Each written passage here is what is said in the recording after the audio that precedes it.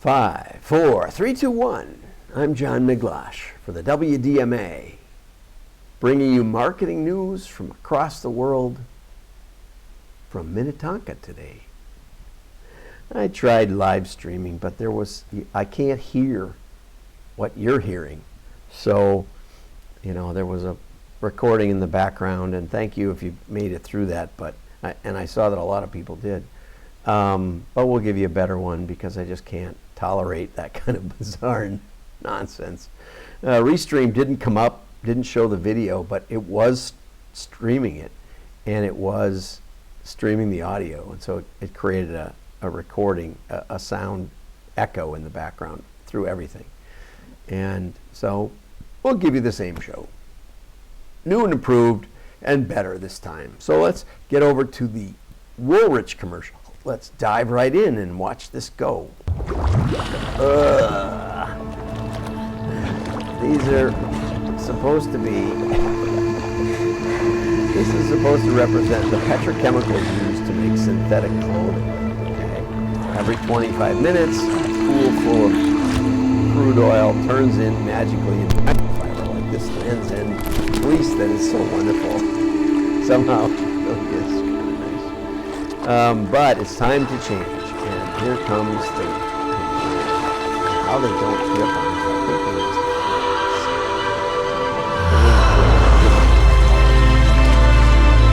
but anyway, I do love wool. Wool retains its warmth even when it's wet. So how cool is that? It's biodegradable, it's sustainable. But U.S. farmers, my understanding is, U.S. farmers don't even bother to shield it, or don't even bother to keep the wool. You can pretty much get it for free. And so that's a brand that's fighting back, and I applaud that commercial. It was certainly dramatic. And speaking of dramatic, if you're up in the Twin Cities area, like I am right now, make sure to drop over to WDMA and register for the meetup on Tuesday night at 6. We always have a few people. It's not going to be 100. It's not going to be nobody probably, but I encourage you to come, and we'll talk about direct marketing and the future and maybe some of the new products that I've run across, and some innovations that are fun. And I'll be doing another one in Boston on Wednesday. So hope to see you there if you're in the Boston area, or if you're going to the NMOA show. Usually there's a cocktail party on the Wednesday before it starts, but this year there isn't. So we'll just get together in the hotel and talk direct marketing. So get over to WDMA. Also, the show notes are always available after the show, which they will be today. Okay? So details at WDMA.org. Now let's get over to the PDFs. Tom Fishburne. See if I can find that one. Let's see. And there he is. Life cycle of social media. So there's a new social network. Cool. And the can pop says, "What you doing?" And then you got to follow this circle, because I went from here to there, but you got to go from here to here. We just want to be real with you. Be Real is the new social media network that's coming out of nowhere, and it's supposed to be the anti Instagram, with no followers, no Instagram influencers, and no advertising. But of course, it already has advertising, because as soon as you get an audience, you get advertisers. And if you'd like to sponsor this show, we'd be interested in talking. Hey, where'd you go? We just want to be real with you. Hey, where'd they go? So then the thing gets full up of brands, and all the users leave. Not all, but a lot of them do. And so let's scroll down with Tom Fishburne. Oops, here we go. Okay, so they want to have authenticity. They want to have the absence of brands. And here's an ad from Elf, which is a cosmetics line, I understand. Get a free something or other, Hydrogena gloss offer mini kit with the code, whatever the code is. There's the code, and at this URL. I would have thought they would put QR code, but now that I think of it, it's hard to scan a QR code on your phone, and it doesn't even work at the hardware store. I got a True Value email coupon that had a QR code that they were supposed to scan, and they could not get it to scan. And I have a very, very bright Google Pixel bright screen, and that would not work. It took me like 5 minutes to check out to get the $5 free coupon or something. It was just a total disaster. So you can't use QR codes on the phone, and apparently you can't embed a link. But anyway, Lori Lamb from Elf Beauty said that Be Real is unavoidable now that they have 10 million daily users. They want to test, they want to be real, they want to make sure that they're giving users what they actually want.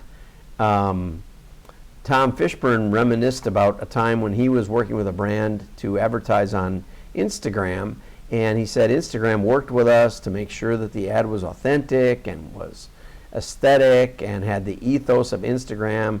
And then in 2015 they said there's no minimum spend, anybody can advertise, just automate, drop your ad, and today anything goes. And that's the way it goes with social media. Social media, builds a platform and hopes people advertises to get people on it, and then get some momentum going.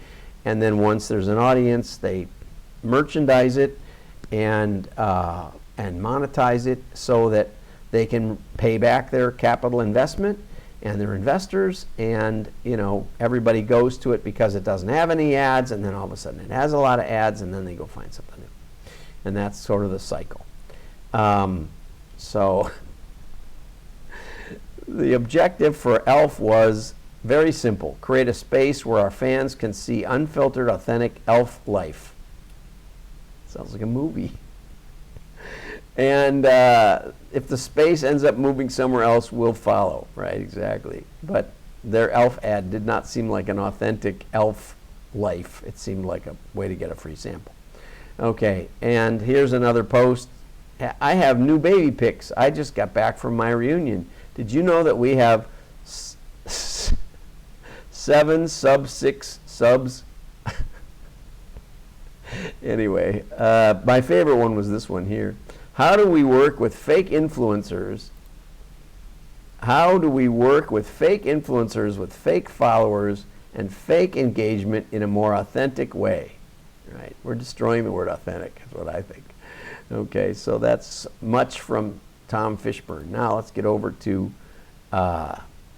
Mark Ritson, who shared this last week with us, and it's all about private label, and I'm a big fan of private label. I've always been a big fan of private label. I don't know how I got started with it, but my mother was always trying to save money, and she was always exploring new options. And so we would try the generic ketchup, which usually isn't worth it, but sometimes it is. I guess the Aldi ketchup is pretty good.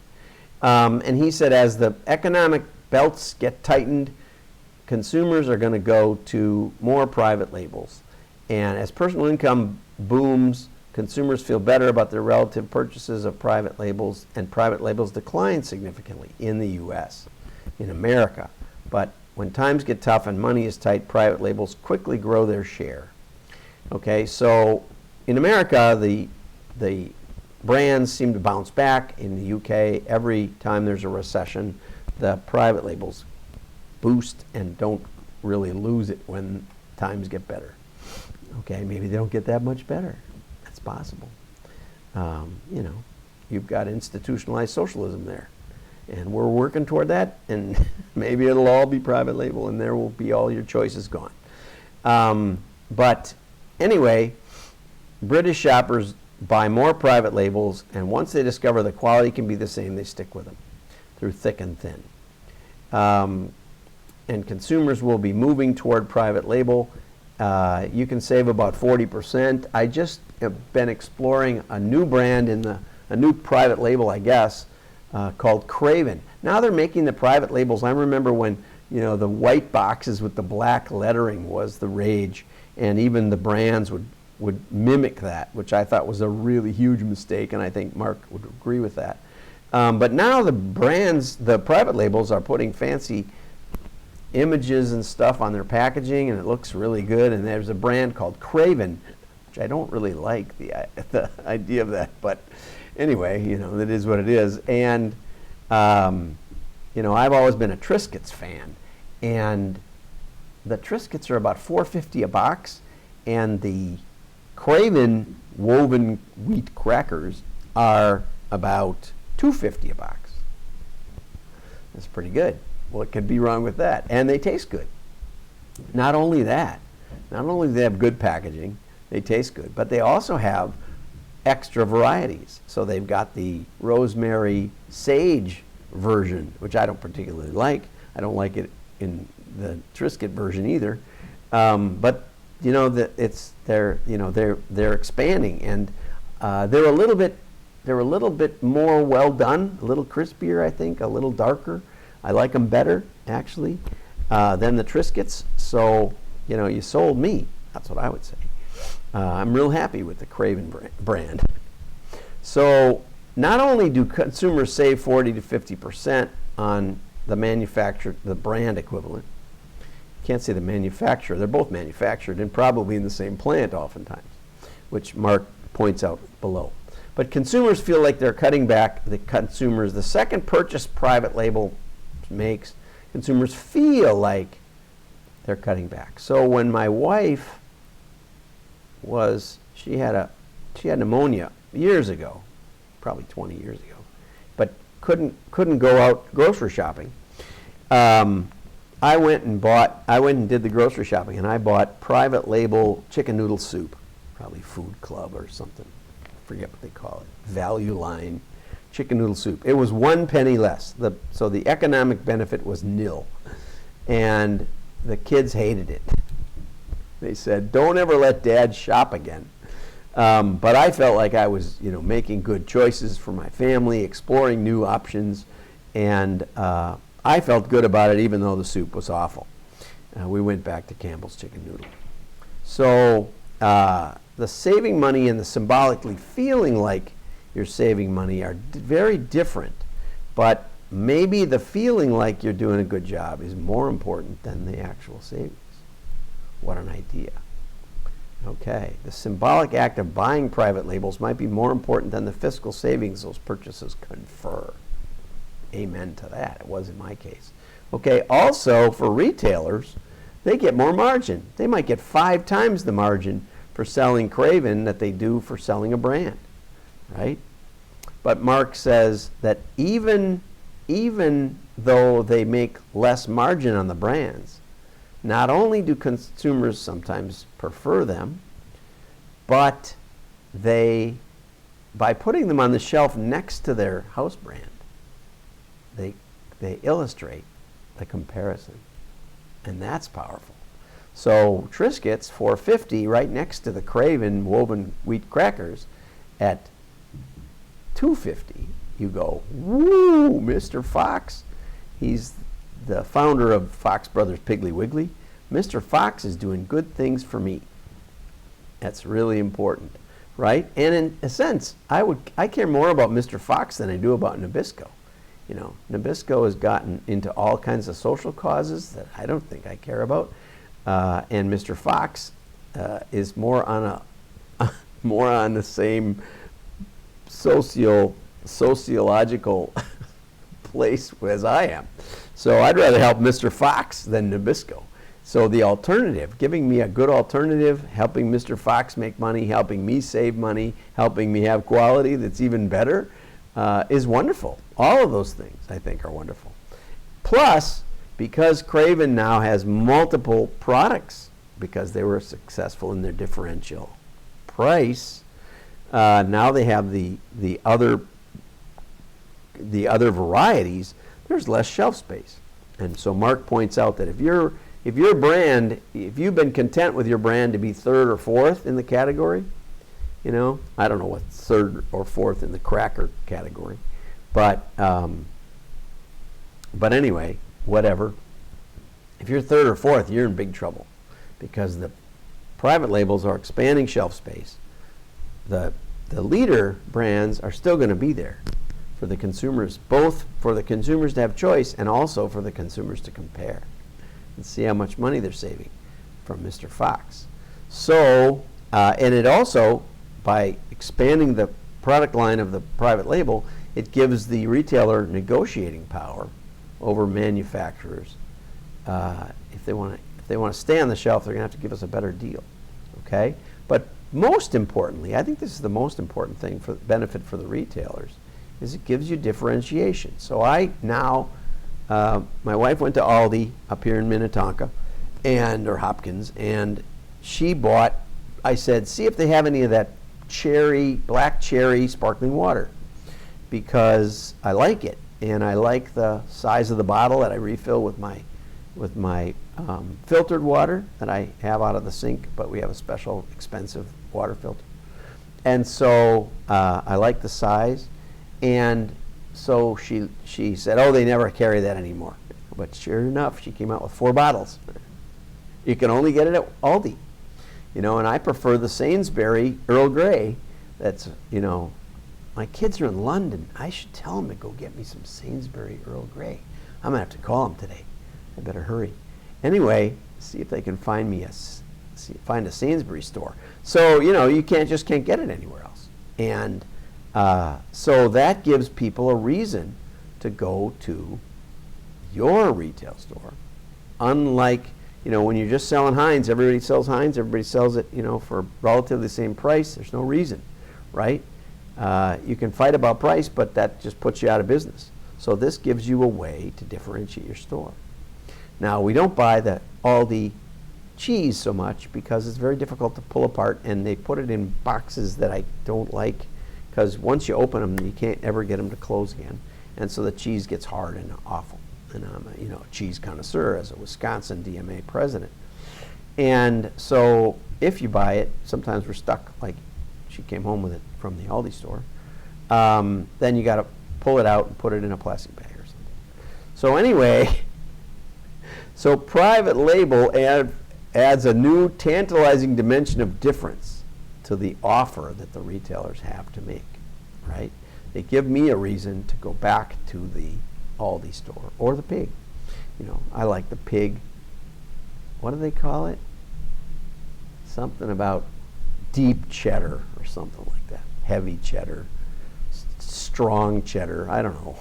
It's all cheese, but it's not mild cheddar. It's more. Anyway, I like the cheese, but it's still a Piggly Wiggly brand. Okay, they did try to come out with Fox Brothers cheese curds, and they were not any good.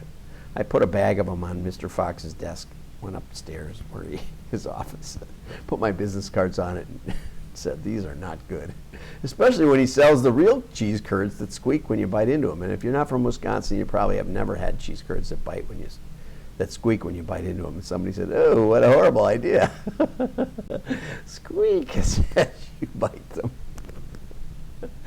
Anyway, well, that's just the way it is in Wisconsin. We're kind of down-home people.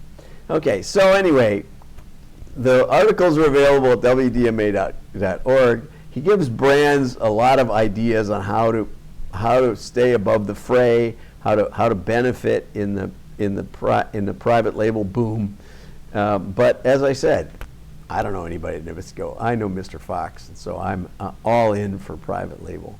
Have a great day. Like and share. If you made it this far, hit the share button because it's worth like 20 likes. And I got a real nice compliment at church from somebody in Minnesota who is a surgeon and has nothing to do with marketing. He still says he enjoys the show. So maybe he'll be there. He put it on his calendar for the Minnetonka meetup. And so, Steve, I hope you're watching. Have a great day. Bye-bye.